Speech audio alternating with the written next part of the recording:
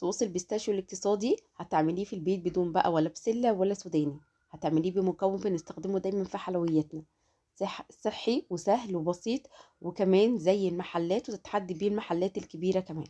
هتعملي صوص البيستاشيو بكل سهولة وهيرمي معاكي كتير، بجد خطير، هيقعد معاكي بره التلاجة من 6 شهور لسنة كمان. تعالى نعمل النهاردة صوص البيستاشيو الاقتصادي جدا، بجد خطير. نقول كده بسم الله عشان نطلع احلى صوص بيستاشيو يبقى عندك في التلاجة دايما لحلوياتك. بجيب كيلو من النوتيلا، النوتيلا البيضاء. ببتدي ان انا اول ما بجيبها كده بتبقى تقيله زي ما انتم شايفين، بيبقى قوامها تقيل. هبتدي ان انا احطها على حمام مائي او احطها عندي في الميكروويف لحد لما تسيح عندي بالشكل ده. بعد كده ببتدي ان انا اضيف الالوان بتاعتي هحط يعني نص معلقه صغيره من اللون الاصفر، نص معلقه صغيره كده من اللون الازرق، نص معلقه من اللون الاخضر، بكميات كده متساويه، وافضل اقلب لحد لما اجيب اللون اللي انا حباه. نوع الشوكولاته اللي انا بستخدمه ده سما، حلوه جدا الشركه دي، حاجاتها ما شاء الله عليها تحفه، جربوها تعجبكم جدا.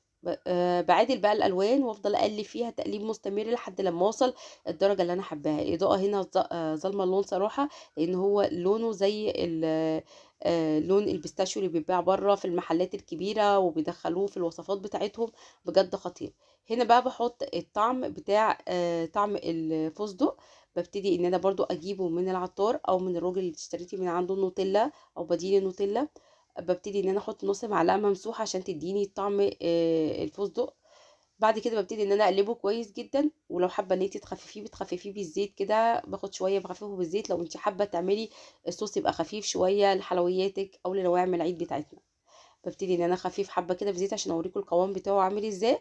وده القوام بتاعه هو تقيل، شايفين ده القوام خفيف ازاي، واللون بتاعه حرفيا زي ما قلت لكم الاضاءه ظلموها، هحاول ان انا اظبط الاضاءه شويه. ببتدي ان انا اقلبه كويس جدا، وده القوام بتاعه. احتفظي عندك بقى بره التلاجة بيه لمده من 6 شهور لسنه براحتك خالص، بجد خطير. طعمه وريحته بالظبط زي صوص البيستاشيو الاصلي. جربوها هيعجبكم جدا. يا رب النهارده تكون الوصفه عجبتكم.